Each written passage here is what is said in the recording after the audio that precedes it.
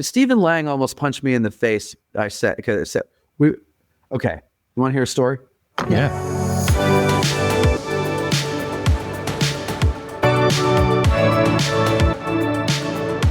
Welcome to Talk with History.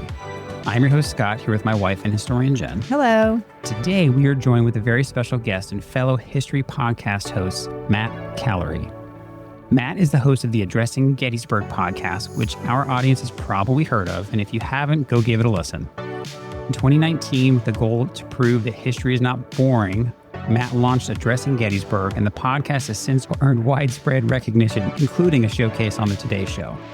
He dives deep into the Gettysburg campaign, featuring interviews with acclaimed authors, historians, and licensed battlefield guides. We get a lot of those, and I enjoy seeing that on Patreon. Matt's show has become a comprehensive resource for exploring the military tactics, human interest stories, and lasting legacy of this defining American event that happened in the beautiful countryside of Pennsylvania. Welcome, Matt, to Talk with History.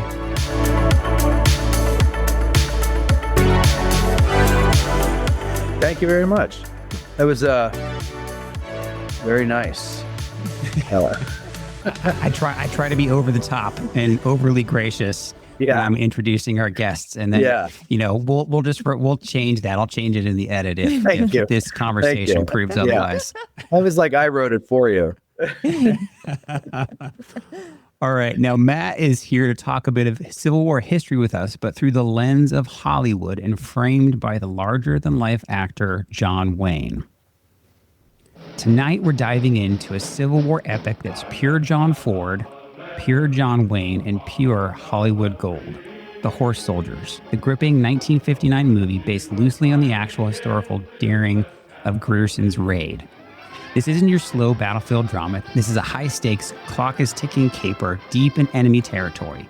Wayne stars as Colonel John Marlowe, a hard-nosed Union commander tasked with leading a cavalry unit on a dangerous mission into the heart of Confederate Mississippi. Their objective? To hit critical railway hub of Newton Station and destroy the Confederate supply line. It's a mission of sabotage and speed, and failure is not an option. But the perils of the battlefield are nothing compared to the drama inside his own ranks. Marlowe's practical military-first approach instantly puts him at odds with Major Henry Kendall, the unit's surgeon played by William Holden. Kendall is constantly reminding Marlowe that he's a doctor first and a soldier second, creating a moral and professional battle within the Union lines that's almost intense as the one they're fighting with the rebels. And then there's Miss Hannah Hunter, played by Constance Towers, the quintessential Southern belle who, through a stroke of bad luck for her, overhears the entire top-secret plan. Now Marlowe has to haul this witty, high-maintenance Confederate spy along as a prisoner. Let's just say she's slightly less cooperative than a muddy Mississippi road. And Marlowe finds himself in the unenviable position of commanding a military unit while simultaneously managing the war's least enthusiastic travel companion. The Horse Soldiers is a tense, character-driven adventure that perfectly balances action, ethics, and of course, a little bit of forced and unexpected romance.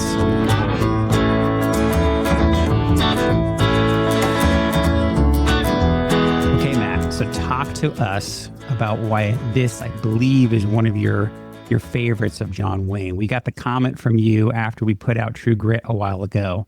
Yeah. And you said, we have to talk about the Horse Soldiers. So talk to me about why you love this movie. Well, first of all, I didn't properly thank you for having me on before when you introduced me. So thank you for having me on. I do enjoy your show whenever I get a chance to catch it.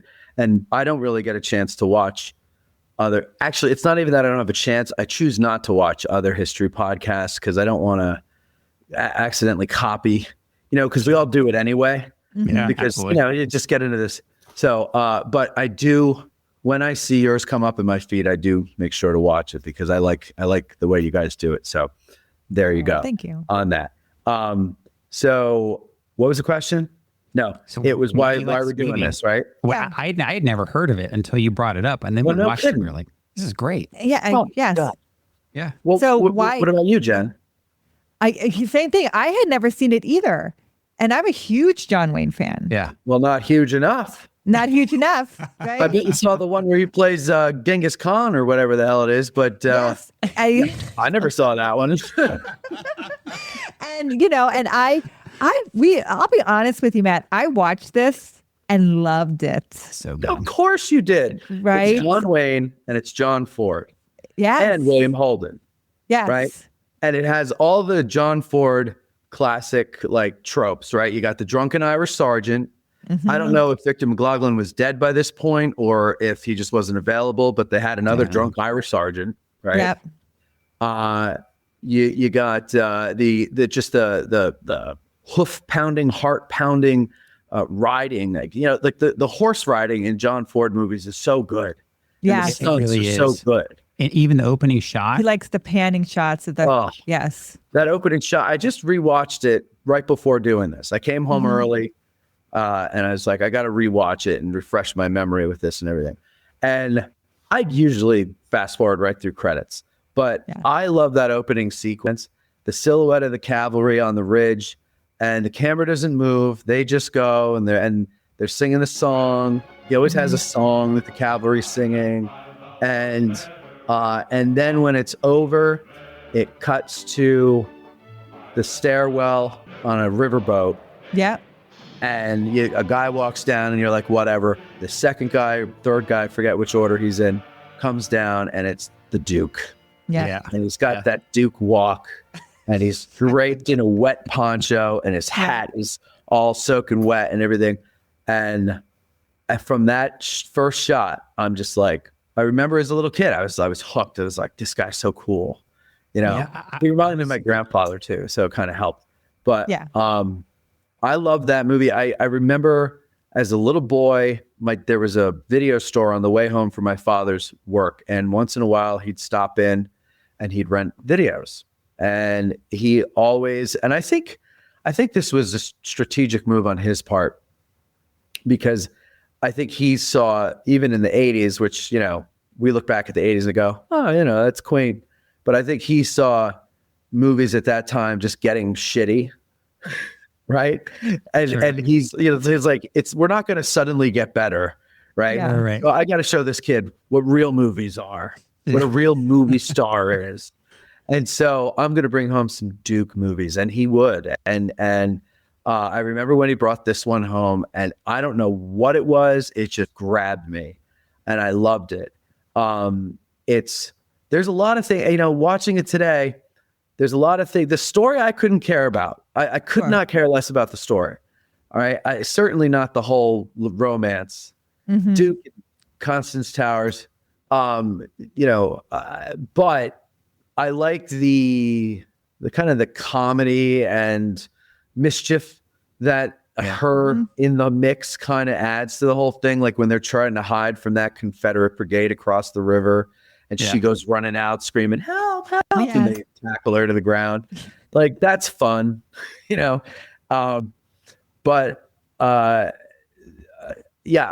was something about it as a little boy that it just really grabbed my imagination. And, as I get older, I know now it's the combination. It's the Ford, Wayne, Holden combination there. It's just great. And then you got other like John Ford staples, like Hank Warden, who plays one of the scouts as the preacher. And he's like, he talks all weird. I can't remember the line that he has, but he's in a lot of those movies. And then there's this the scene with the two Confederate deserters and the sheriff. Yeah. Right? And that's Uncle Jesse. Did you recognize Uncle Jesse from Dukes of Hazzard? Dukes of Hazzard? The one with the paddle. I didn't realize that. That was Uncle Jesse. That's perfect. How perfect is that? Oh, wow. And the other guy is Strother Martin, who's been in a lot of other John Wayne movies. He was in True Grit. He played the horse trader. Yep. Well, I think he was also in Cool Hand Luke, if I'm not mistaken. What we have here is failure to communicate. I believe he's that guy. That sounds like him. Yep. So there's a lot of good things about that movie, but ironically, it didn't do well when it came out. No. So do you know? And actually, I'm glad you brought that up because I pulled this up. So do you want to guess some of the other, like the top 10, top 15 movies of 1959? I'll let you guys guess. Jen, you can't look at my notes. I just saw your notes. I'm going to, let's see, 1959. Oh, God, I'm not good with that stuff. But how about this? Give me a clue about one. A clue, but make it good. Clue about one, Charlton Heston. Chariot ride. Oh, Yeah, you know it. wait, not the Ten Commandments. No, the other one. The other one. Yeah, Ben-Hur.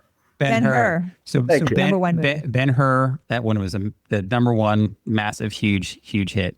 Some other top ones that people would recognize, The Shaggy Dog, Some Like It Hot. So that came out. Oh, sure, yeah. Okay. Then North by Northwest. Great. let's see. I can't believe I didn't get that one. That's one. And of my actually, favorites. Rio Bravo came out that same year. Oh, I thought so that another, was singing. Okay. yeah. I mean, I looked on a couple sites just to kind of make sure. So I love Rio Bravo. So there were some big too. big movies, at the time, and I think this, like you said, it didn't do well. So I was trying to find like where it was on the list, and it would have been top 20, top 30, something like that. But Well, yeah, I heard, good or I read that it broke even, and but Duke and William Holden both made $750,000 on that. I saw back that then. too. That Back was then. like, Yeah. I mean, that's Tom Cruise money back then. And then Yeah, right. they're sharing top billing too. Yes. Like it's Yeah. John Wayne and William Holden. So it kind of lets you know William Holden was a star with it as himself too. Wayne is a little older in this. He's 52. Holden is, I think, 41. There's an 11-year age difference between them. Okay. And you really can't tell.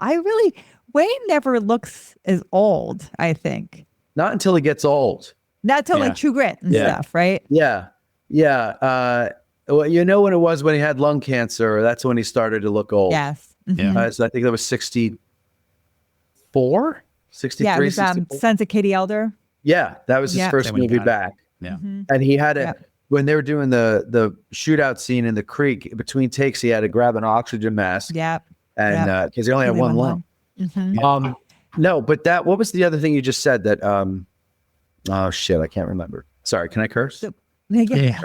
The William Holden they're both like big stars at the time. Constance Powers is only 26. So Oh, only it's so 26. gross. right? So she's like half the She's age half of his John age. Wayne. Wow. Right? Yeah. So I was like, So I will say one of the things that surprised me about this movie when I watched it, because I think I watched it. We had first started talking about trying to do this like probably over a year ago. Yeah. Then we moved and things just kind of happened. But I had watched it initially after we had first started talking about it, and I watched it by myself. I think she was off doing something, and we always joke I'm not the history buff, right? I'm the production guy. I like kind of doing the behind the scenes stuff. But I was surprised again at how much I enjoyed this movie. And I thought she actually did a phenomenal job playing opposite of someone like John Wayne. yeah. Yeah, I did too. And it's even more amazing that she was 26. Yeah, and that she's playing up that whole. I love when they first meet her and she plays up that Southern Belle. Yeah. And like, Yeah. Tries to use it to her The advantage. I was waiting stereotype. for her to say fiddly D. yeah, right. Like she's just playing up that whole persona, trying to like throw them off, and it's working for most of them. But Yeah. You know that it's funny though, their age, because I'm 47, so 52 is not much older than me at this we're point. the same age, Matt. You and I. Are we? Mhm. Oh, congratulations. Yeah, it's a good year. Yes? Okay. For you, maybe. John Wayne looks much older than me, than I do. I think, or at least I think people matured faster then. I'm still, I think they high lived a school. little harder. Yeah.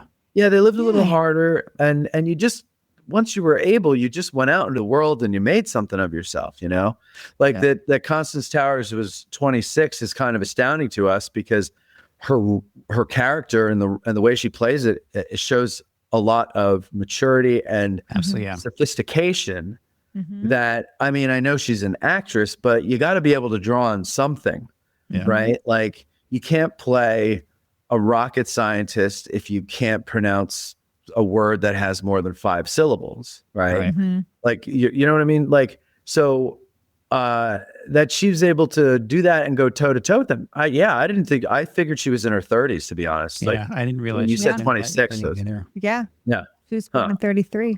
Yeah, Is she still alive, or did she just die recently? I don't know. I'll have to look that up.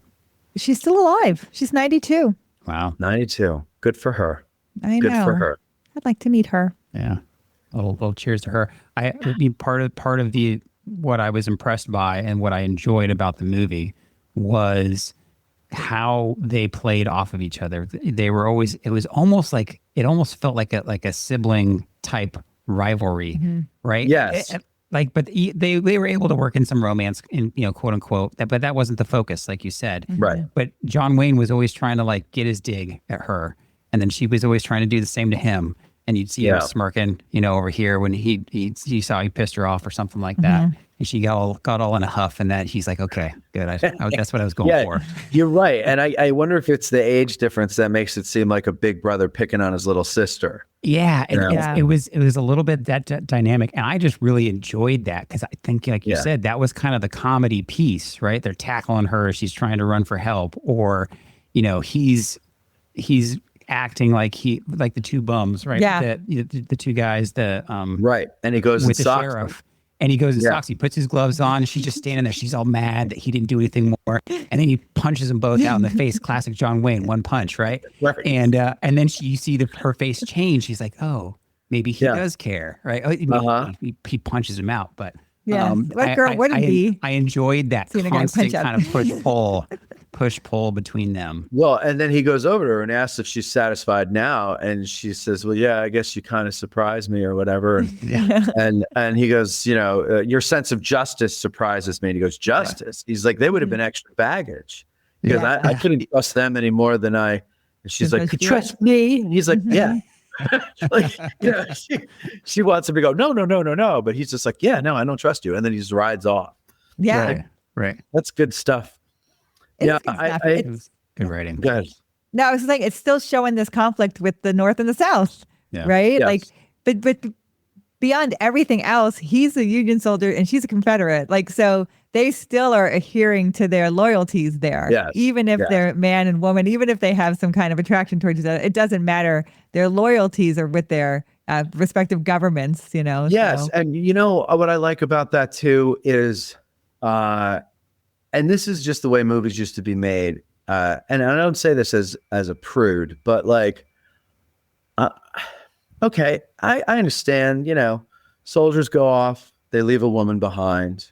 Maybe they meet a woman while they're out in the field, and romance happens, sex happens. I get it. But I'm at the age, I don't need to see that in my war movies anymore. You know what I mean? Like, you can hint at it, that's fine, but give me the goddamn war. And so, like, the fact that he doesn't even really touch her in a romantic way until he leaves her, when he holds her hand and he just tells her that he's in love with her.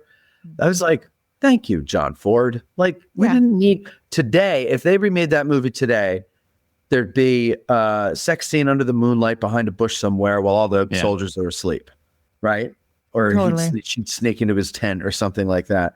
And it would be 45 seconds of completely useless screen time, but just see a boob or two. Yeah.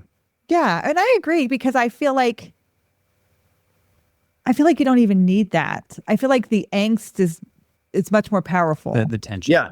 The tension is much more powerful, right? And I love that.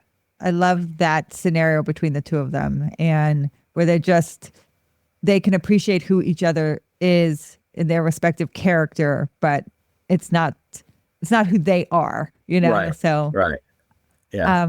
Now our audience may not know this, and John Ford fans may not know this, but this was actually, I believe, I looked this up, John Ford's only Civil War kind of specific movie, right? The only movie he made that was about an event, quote unquote, based on, real facts, real life, about the Civil War. Now, he had a lot of movies where John Wayne or the character came out of the Civil War. They were a Civil War veteran of some sort. Right. This was the only one. So do you think that's kind of why it appealed to you a little bit more than others, especially with your kind of love of Gettysburg? No, and because Civil at War the things? age, no, I hadn't even really, I hadn't been to Gettysburg. I was superficially into history. Like I was into the look of it all. I've always been a visual person. And I think what drew me into the somewhat 18th, but mostly 19th century is just the aesthetic of it first. Yeah. Sure. And I think that's why I like to paint. I like photography and videography. I like to watch movies. I just like pretty looking things, or not pretty necessarily, but interesting looking things. Yeah. And so when I saw the horse soldiers, I don't even know if I was 10 yet. I might have been like 8. Yeah. Or even younger. I was very young when I watched that. And, I probably watched it the same year I saw They Died with Their Boots On for the first time. I don't know if you ever saw that with Errol Flynn. Errol Flynn, about and all those like classic, old, completely unrealistic war movies. Yeah. They Die with Their Boots On is definitely not historically accurate. No, it's the stupidest movie ever, but I loved it as a kid. Yeah. And I was caught up in the romance of it and the pageantry of it and everything like that. I thought it was all really cool. It didn't have a clue about getting shot or anything like that. Well, yeah, and John Ford, I mean, he shoots beautifully. And like you said, so you're loving the uniform, the cavalry, right? Everyone's on horses and they're wearing the scarves and they have the bugle and they're wearing the hats, right? And they have the boots, the breeches. Like it's this whole look of them. Yeah. And then there's tons of them. And the look that they used there, I believe, were leftover Spanish American war uniforms for the most part. Well, the John Wayne and William Holden and a couple of the other characters, they're wearing blouses with suspenders over them, and their rank insignias are on the sleeve or on the shoulder boards for the officers, or the chevrons for the non-coms. Like they're on the shirt. Yeah.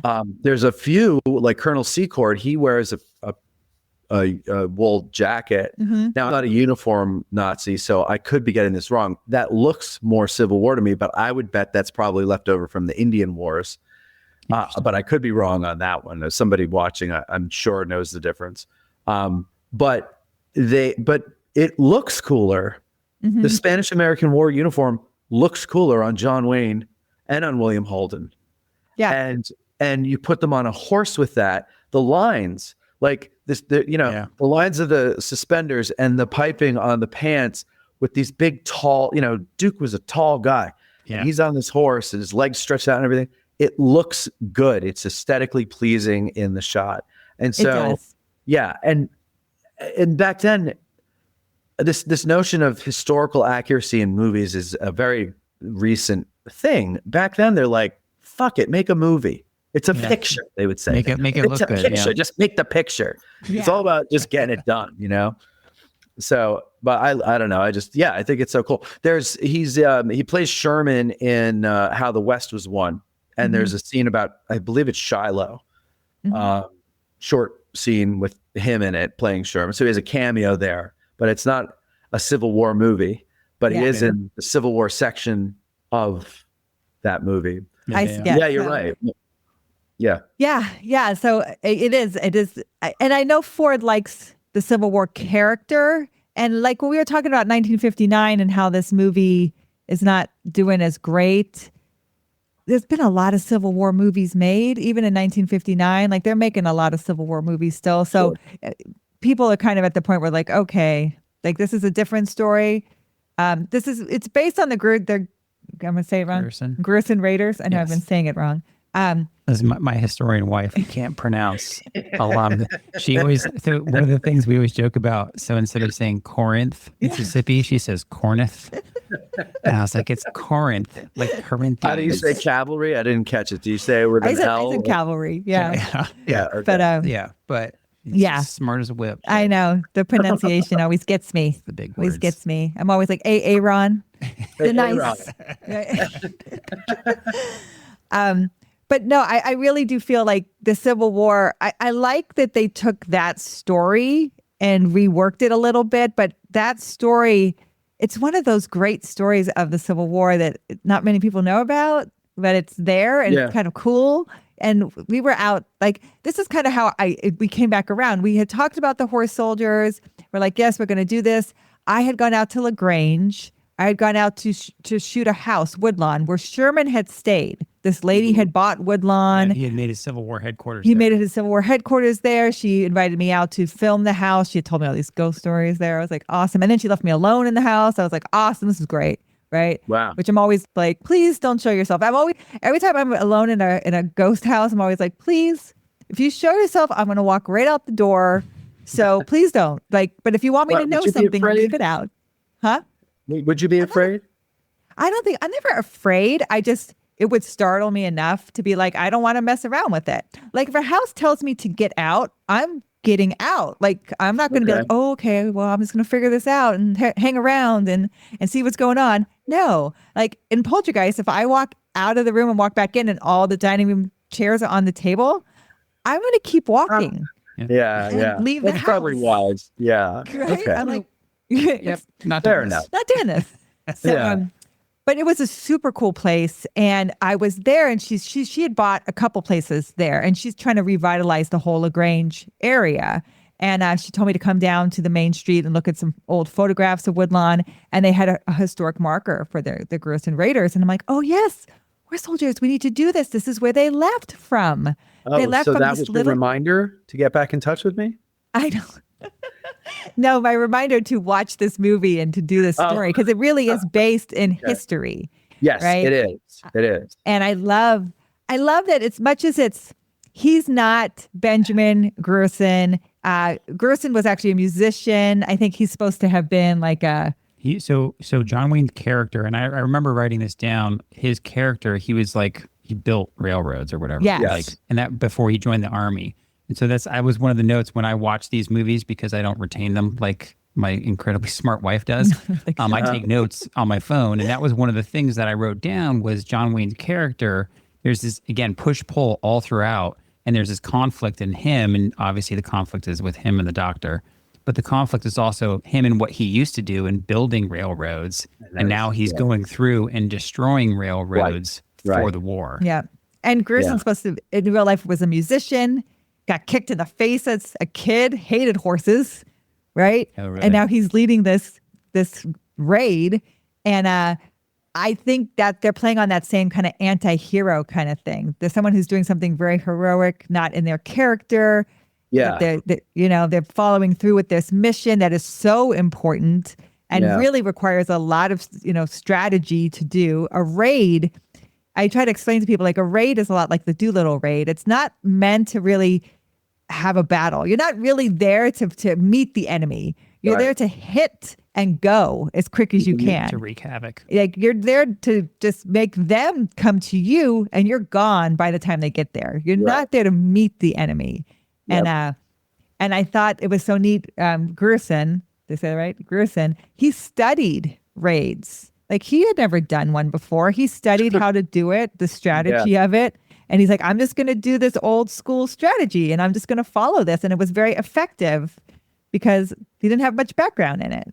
Well, and I just read that his was one of like 3 or 4 other raids. Really? Yes. At the same time. They were all supposed to go off at the same time to just create havoc and confuse the Confederates. And what's interesting is his commander was named Hurlburt, and so is Colonel Marlowe's. I don't know why they kept his name. There are some things in the movie that are similar or the same. Well, he meets Grant in the very beginning of the movie. He meets Grant, right on the riverboat. Like he's meeting him in basically in Memphis, right? He's on the riverboat there, and looking at maps and the charts, and they're talking about where he's going to go, and so that's real, right? That's how the Grierson raids kind of started, right? Yes. Grant kind of gave a verbal order. Go do this. I'm not going to write this down, but go do it. Yep. So that was accurate. Yeah, and so it's funny why I guess, but also I read that like the production was plagued with a lot of one of the stuntmen died, and Yeah. John Saw that. Ford was like beside himself after that. Devastated.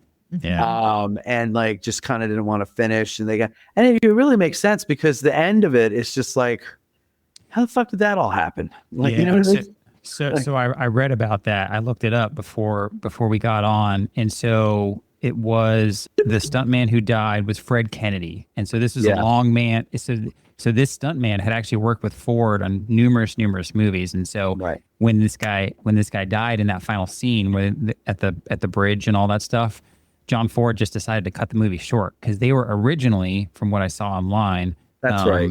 They're supposed to go to Baton Ford Rouge. lost. Yeah, they were supposed to go down basically to Baton Rouge. It was supposed to go further south, kind of like the raid actually did, and kind of have some triumphant, final scene. But after that, I think they just kind of, cut it short. Yeah, they said he kind of lost his fire for the rest Yeah. of the movie after that and just ended it. Which I guess that's the problem with always working with the same people. It's like Yeah. when one goes in the middle of a job, like that's pretty tough. And especially it probably was not a fun thing to watch either, whatever stunt he Oh. was doing that killed him, Yeah. Yeah. But yeah, those guys, there was another shot when the cavalry is running over the bridge when they're charging in the end there.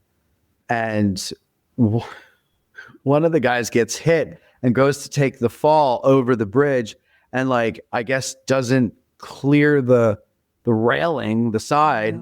And like you could see like as he's going over his thighs hit the Ow. bridge itself. And I'm like, ooh, that had to hurt.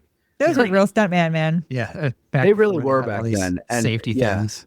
Yeah. What's Earning that? that paycheck. So it was back before they had all these like safety briefs and all this stuff. It was Oh like, yeah. No, you they ride just a knew how to horse? take Okay. balls. Yeah. Yeah. Yeah. It's crazy what they did. But that's when men were men, Goyles were boils and men were men. That's right. John Wayne. Like John Wayne and William Holden, they have that conflict there. So there really wasn't a doctor on the Grusin raid. Like this really wasn't an issue. So he had 1,700 people. That's actually a question that I had. It was a quick, and really only Gerson and his aide knew what they were doing. He made sure Correct. no one else knew the Yes. plans. So that whole story of them telling the plans and the at the lady house and listening, that's all kind of made up. Right. So, so he made sure he didn't want other people to know and then say something or get caught and then give it away. Right. So, Right. But they kind of do allude to how at least the soldiers didn't know what they were doing because there's, the part where, what's his name? I want to say Jimmy Dean, but it's not Jimmy Dean. He reminds me of Jimmy Dean playing the banjo. And he's like, his name was Ken something.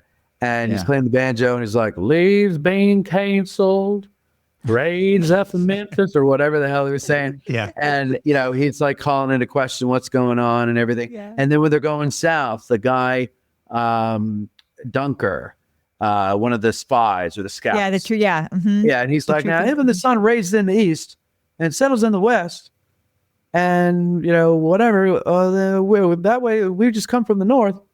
Well, then what way is that got to be? And then Yeah. well, it's south. And so they're kind of hinting that they don't know what they're doing. Yes. Yeah. They just know they're going somewhere. They do mix a lot of, not a lot, but a good deal of reality in. I guess maybe they figured, well, that's a good detail. Let's just, let's make it a mix. There was some of the, so the men going out as scouts dressed as Confederates was true. They really did do that. And so I thought that was neat. I liked seeing that, right? Because that's a great way to hide yourself, right? No one's going to come. You wear your blue uniform. People know for sure you're a Yankee. So it's a great way to go out and scout. And they do they do Newton Station, right? Which was the big hit on the Grusin raid. And they show them blowing up the two railroad cars, kind of alluding to they hit the two railroads, right? Yeah. So kind of like, makes you, okay, I get this. And the Sherman neckties. Yeah. Yeah. And so I liked those kind of things a lot. And I I still like that North and the South conflict, and I liked with the, when he goes into the makeshift hospital and the young boy and seeing the young kids. Oh, that The school Yeah. was not real. the what? With all the with all this school, the kids from the school. Oh yeah. I love that stuff though. That's so good. Yeah. That's I so think good. they're trying to allude to those VMI students, right? I Who believe had that's fought, what I always kind of thought it was. Yeah. right? But Yeah. when Wait, they wasn't there filmed that, some- Wasn't there some military academy there? I thought. so there's a Jefferson Military Academy there. Yeah. And But that wasn't. no, but that location was used for the North and the South. That location was used for West Point Yeah. in the North and the South. So if you remember Patrick Swayze, Oh, yeah. right, when he's going to West Point, that's the Sure. school. It's the same set, same school. It was a military academy, I think, until like the early 2000s it closed, but it's still Okay. there. You can go visit it. And so they allude to the students being the only Confederates in the area that can defend, right? Which is kind Right. of what happened with VMI with the students. That's right. Right. And, Yeah. and Old Miss, right? Like, Right. but so So they're that's alluding what I'm to saying. It's like I guess they figured, well, who's going to be there to stop the Yankees? yeah. But these cadets. Yeah, well, And and it then, happened- then they're like ancient, like overseer. Yeah, they're pretty. And then their mother comes out and grabs the one. he's fighting back. He's like, Yeah, "Oh, yeah. I want to go." He already jumps out the window with his little drum. Yeah, that's I right. think I that's did- it's fun. It's a fun movie, right? Like you're not going to get a history lesson out of this, except that if you get curious Yes. and you Google is the Horse Soldiers a true story, and you find out about the Grierson raid, then okay, now you've learned something real. Mhm. But it's just a fun movie to watch. Like I just love it. I don't know why, because it really, if I'm being a film critic, Mhm. not really that good. No, the characters are good though. The characters are good. The it's the- story is basic. I think the It's characters basic did a story. phenomenal job, like with William Holden and John Wayne, obviously the two strong characters. And I thought, the female counterpart, those three, they do such a good job. And then Ford has his like go-to, side characters. And they're all talented, right? Yeah. He's got the musician playing the banjo. Yeah. He's got the two, Confederates that are trying to hang the sheriff, and that whole comedy scene. So he spices it up. The with guy's these always extra trying to drink, always characters. trying to open the bar. Yeah. So then, that's great. And he goes, the bar is open, and he breaks the bottle in his Report. can. 3 dead, 18 wounded. Demolition proceeding is ordered, sir. And the bar is closed. The bar is open. Yeah. So I think that's why it was good. Is the characters were good. First of all, again, John Wayne, right? Yeah. You just love He whatever. fills the screen. He Yeah. fills the screen. He fills Yeah. the screen. And then you find out he's not just an asshole. Yeah. He's an asshole for a reason. A tumor, they said it was. And it had to come out right away. So they stuck a leather strap in her mouth so she could bite off her screams while they cut away to get in there. And what did they find? Nothing. An asshole because a doctor went rooting around in his wife for a tumor that wasn't there and Wasn't killed there. her. Yeah. And so that's why he hates William Holden. And the thing is, like, see, John Wayne, I don't really look at him as an actor.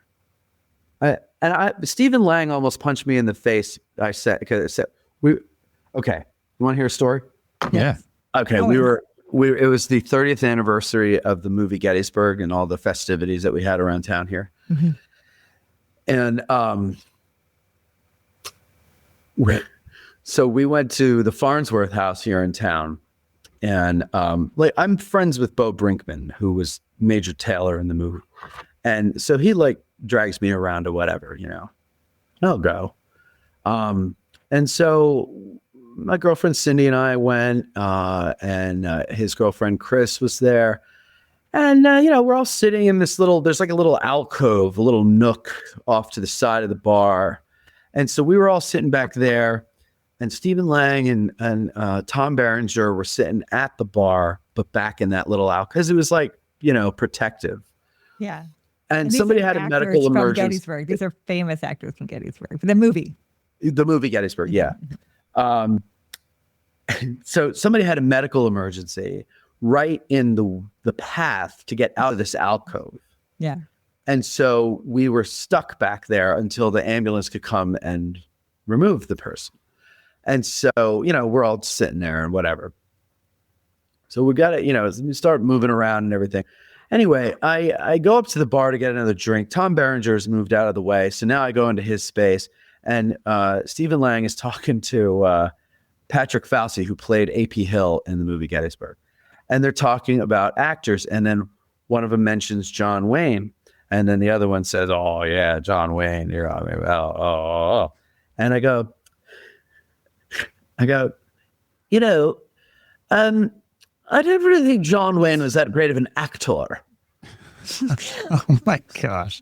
And Stephen Lang, sitting in the stool, leaning up against the wall, just barely looks up at me, looks halfway up, like at my navel, right? And he goes, "The fuck do you know about acting?" and I go, "Oh, nothing. I just like to go to movies and watch actors act." And John Wayne, if you would let me finish, was a movie star, but not really a great actor. And he just looked at me and I turned around and walked away, and I sat down at the table and I said, "Stephen Lang almost punched me over John Wayne." And we've talked about multiple John Wayne movies. Yeah. Right? We've done a top 10 John Wayne video and all that stuff. Oh God, where was I for that one? I know. Trust me. Okay. What's your favorite John Wayne movie? The Searchers. Oh, there you go. This one right here. So that's what I was leading into. I was like, if his acting chops True were ever Grit. in, yeah, Ooh. both those. Or The Quiet Man. So that's my See, second movie. So Quiet Man's my favorite. Yeah. Because Okay. I like his comedies a little bit more. Yes. No, So- those True Grit. I'm sorry. The Searchers, Quiet Man. Those are my one my and two. top two. Yep, me too. And to round out the top five, we have She Wore a Yellow Ribbon, Okay. Rio Bravo, Oh, yeah. Okay. and Fort Apache. Oh, I wow. haven't seen that one yet. Those That's are my a- top five. I need to Now, watch that. Yeah. What were ours? It was Searchers, True Grit, Searchers, True Grit, Quiet Man, McClintock. McClintock. I like that's a McClintock. fun one. Yeah. That's Yeah. a fun one. I like the fun ones. So Yeah. Yeah. and then I can't How remember. about And then it was Rio Bravo. Yeah, Rio Huh? Bravo's great. Rio love Bravo's Rio great. Bravo. I love The Searchers. I think The Searchers is his best acting. I think if he Yes. should have won the Oscar, it should have been for The Searchers. Yeah. I Well, think The so- Searchers, the birth of the anti-hero. I think he births Tony Soprano.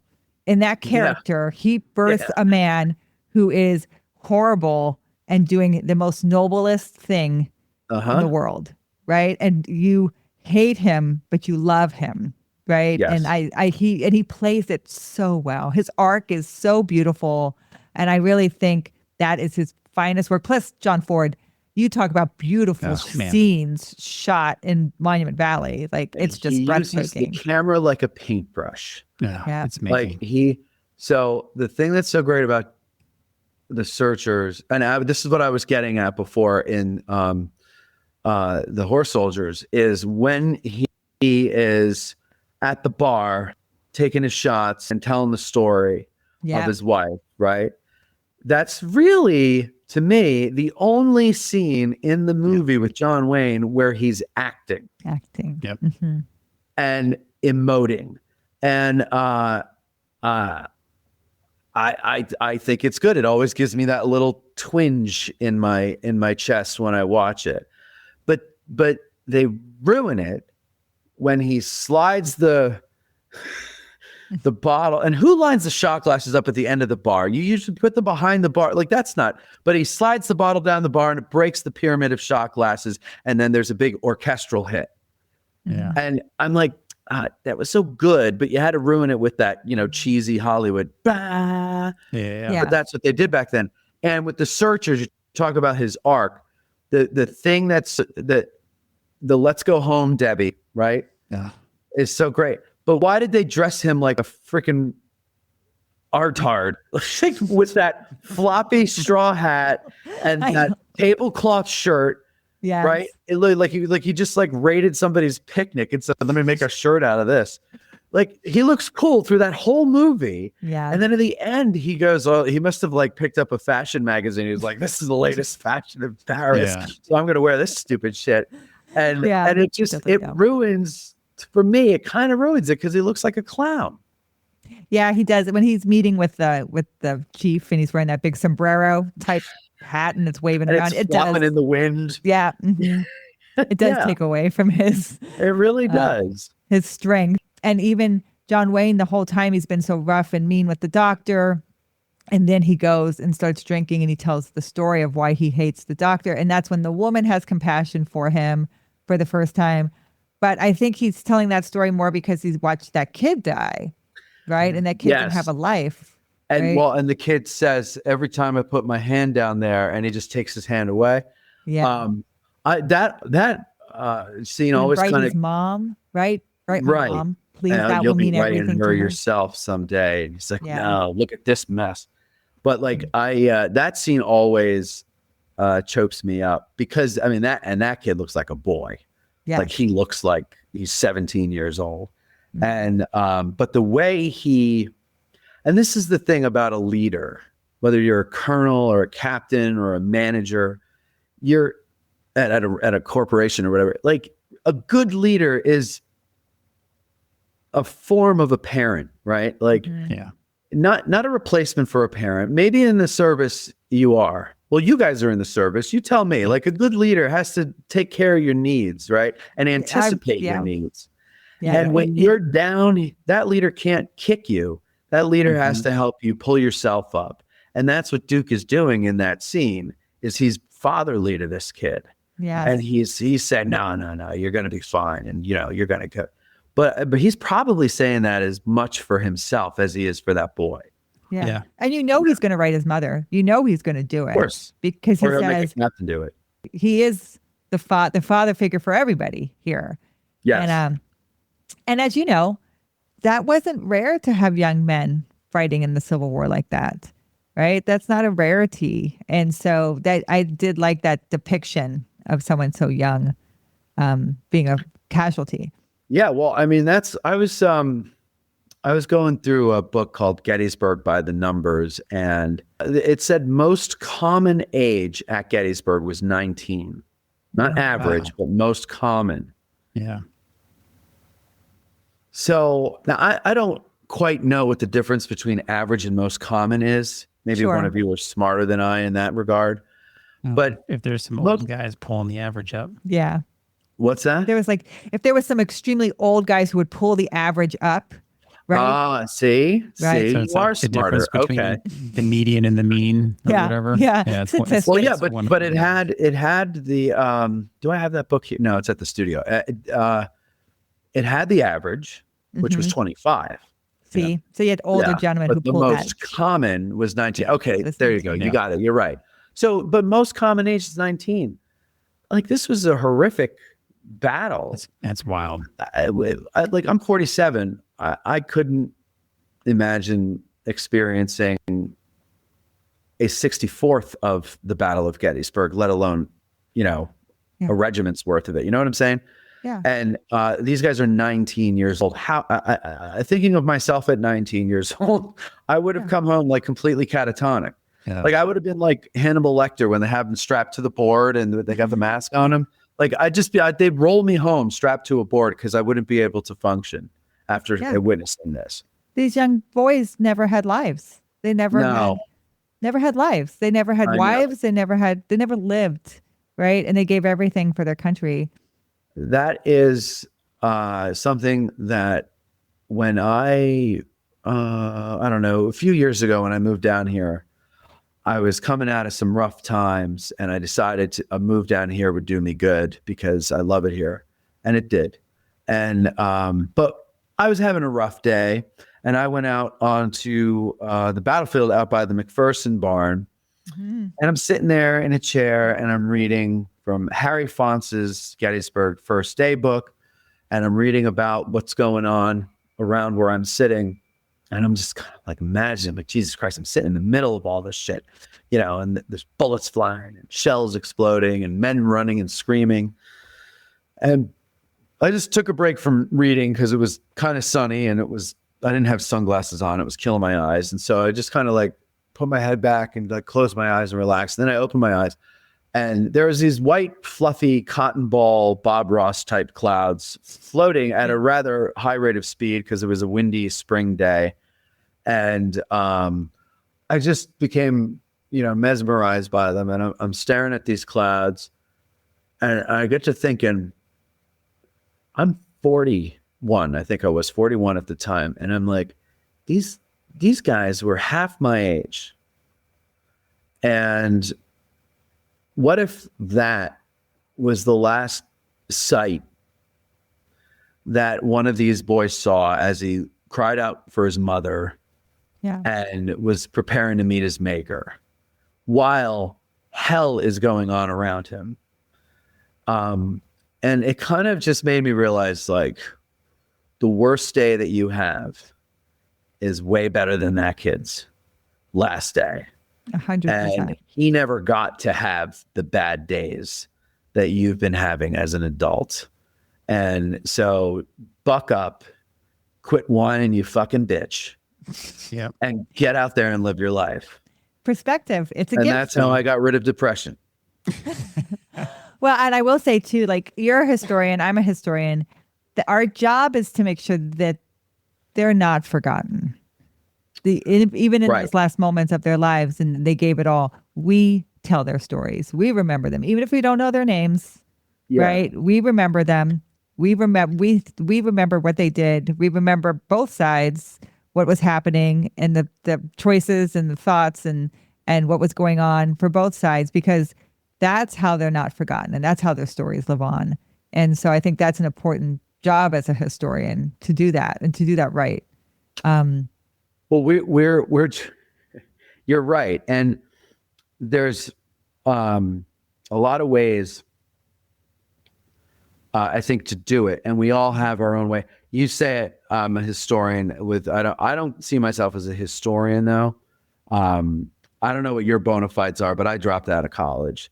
And so, like, I'm not a historian, right? My bona fides. Yeah, your bona fides.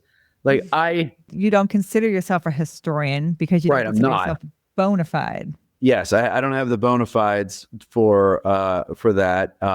And Peter Carmichael, Peter Carmichael, right? Remember him? Mm-hmm. He was the director of the Civil War Institute here at Gettysburg. He died last year. Mm-hmm. Mm-hmm. He and I always used to get into this debate, a friendly argument for entertainment purposes. And he would tell me I'm a historian, and I would say that I'm not a historian. And he would go, "No, but you are. Look what you're doing." And I go, "Yeah, I'm interviewing people who actually did the work. I'm not a historian. I'm lazy. I'm a producer, if you will, or a host, but I'm not a historian. I'm closer to Scott than I am to you as far as what I'm actually good at." Yeah. I don't have the mental bandwidth to remember stories and tell them to people anymore. I used to, but once this became a job, and I run a business, like, your creativity gets sapped and your ability to remember things just gets sapped. And so I have to rely on my skills as an interviewer. And frankly, I'm more interested in what other people have to say than what I have to say. I don't think anybody gives a shit what I have to say, but I think they do want to hear from the people I interview. And interviewing's fun too. Say, what's that? I said interviewing's fun. Well, yeah, right? Because you don't need to do the research. Yeah. A Wikipedia article is enough to just be dangerous, right? Yeah, I know what you're talking about. Yeah, exactly. I don't. The worst is when I have somebody on who wrote a book about a subject I have no clue about, and I actually have to read the chapter and write notes out. Then I'm like, oh Jesus, my whole week revolves around the 2 hours it takes to read a chapter and write notes and everything like that. It's Back in school. well, that's what it feels like. Yeah. Yeah. But I appreciate you trying to lump me in with you and other people who are actually historians. But I really, I must demur and say that I am not. I am just a host. Well, I would equate that because you make sure the story stays alive, that the story keeps going, right? That people don't forget. And you're very good about doing that. You take people out to the battlefield. You make sure, when there's reenactments, you're showing people the photographs of it stuff. And I think making sure a story doesn't die is the biggest part of what the custodian of history does. I think that's why, and to bring it back around, I think that's why the horse soldiers is so important, because I don't think this moment in Civil War history gets a lot of attention. You're right. Right? Well, the whole Vicksburg theater gets doesn't get a lot of attention. Yeah. Yeah. Vicksburg gets attention, and, some Shiloh gets attention, but really the Grierson Raiders, like, that doesn't get a lot of attention. And as much as important as it was and what it did, and raids are cool. I'm sorry, raids are cool. Like, what they do is just, it's neat. They're and fun. They're fun. And so I think this was a great movie idea, like a great movie subject. And Yes. I think it gets, like you said, if people want to know more, because it's not accurate and the name's not even right. Right. But if they want to know more, they Yeah. could look it up and learn about the Grierson Raid, which I think There's a few books about it. There's a Timothy Smith, not the Tim Smith from Gettysburg, but another Tim Smith, wrote a book about it. I forget the name of it, but you could just Google Grierson Raid, Timothy Smith. That was, I think that's the most recent one, if I'm not mistaken. Well, I know it was a book, The Horse Soldiers, that they made Yes. this movie. But that was a novel. Yeah, and it Right? was more Yeah. like this. Yeah. I don't know. I think that the Horse Soldiers is definitely just a fun movie.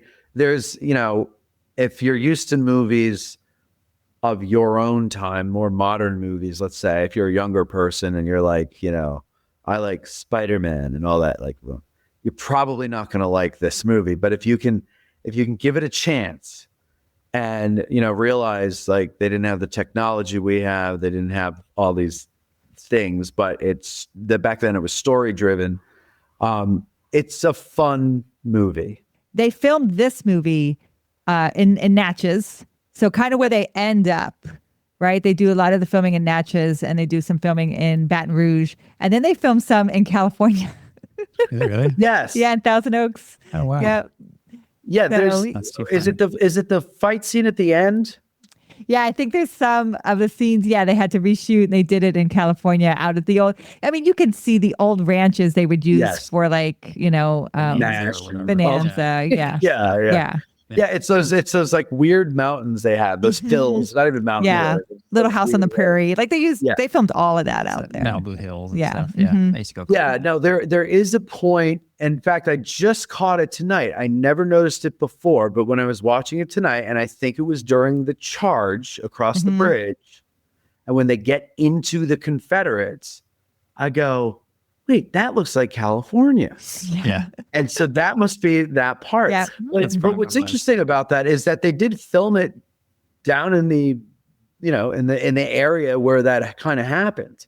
They totally filmed it in Natchez. Like they were filming in that general area. They used in the plantation houses, right? To represent her plantation house, like these old antebellum houses. They were using them and stuff. And so they did film a lot of that, but then, they get back and they go, oh, that didn't quite work. Right. And like even the end of Searchers, when he lifts Debbie up, that's filmed in a park in California.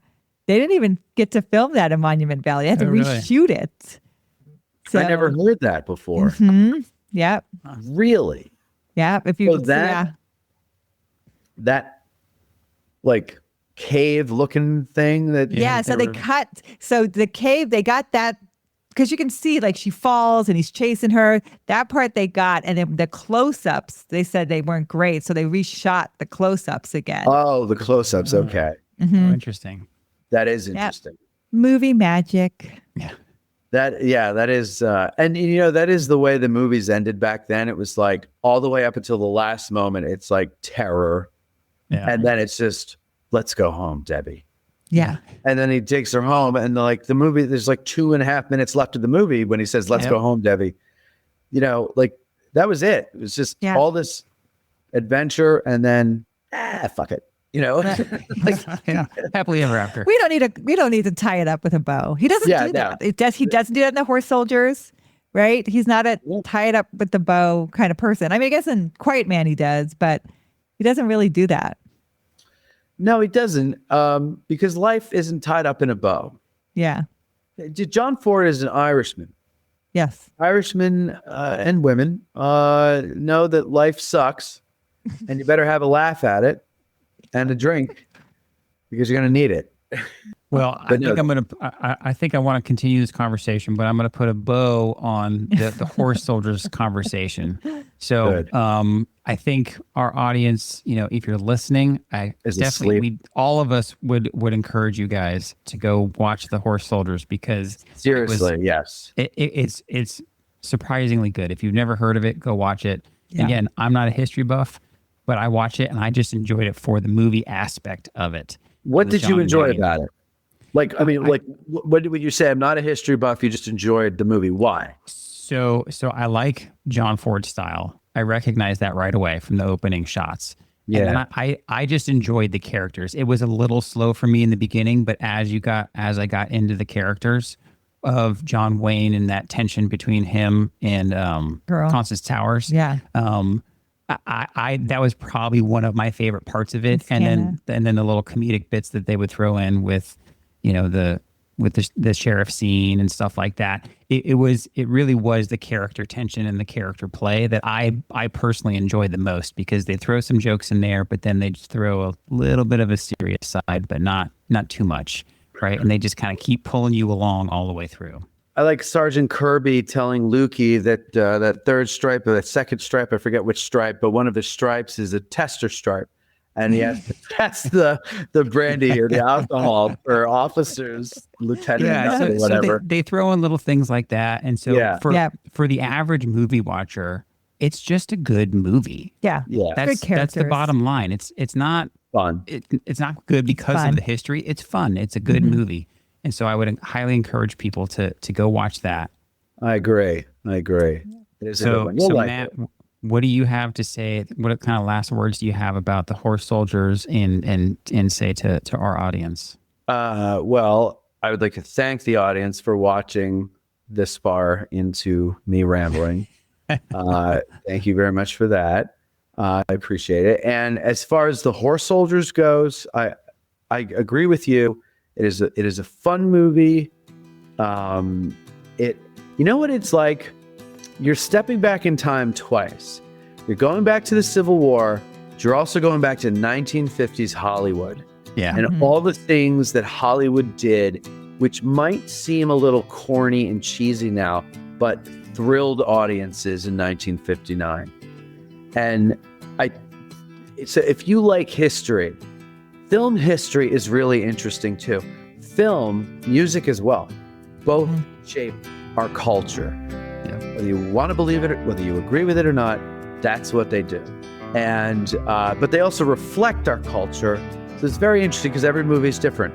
And that movie, well, I wasn't alive in 1959, so I don't know if it reflected or shaped the culture. But it is 1950s Hollywood, and it definitely has its limitations that you're probably not used to today.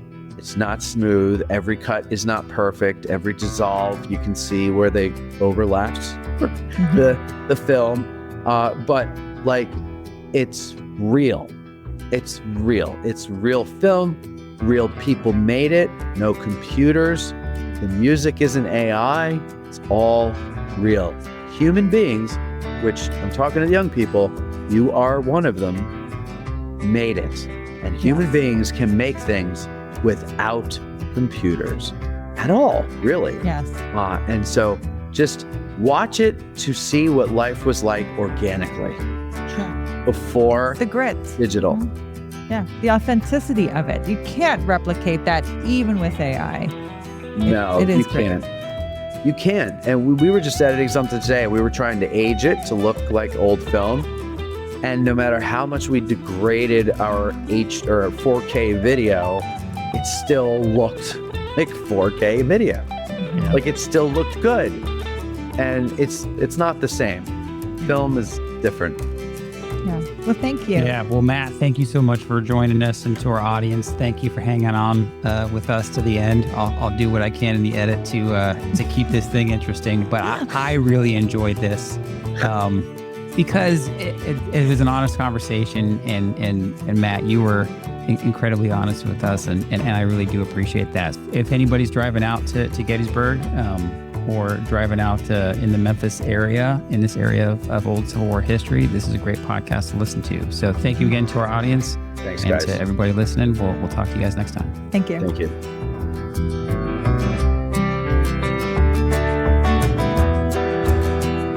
This has been a Walk with History production. Talk with History is created and hosted by me, Scott Benny. Episode researched by Jennifer Benny. Check out the show notes for links and references mentioned in this episode. Talk with History is supported by our fans at thehistoryroadtrip.com.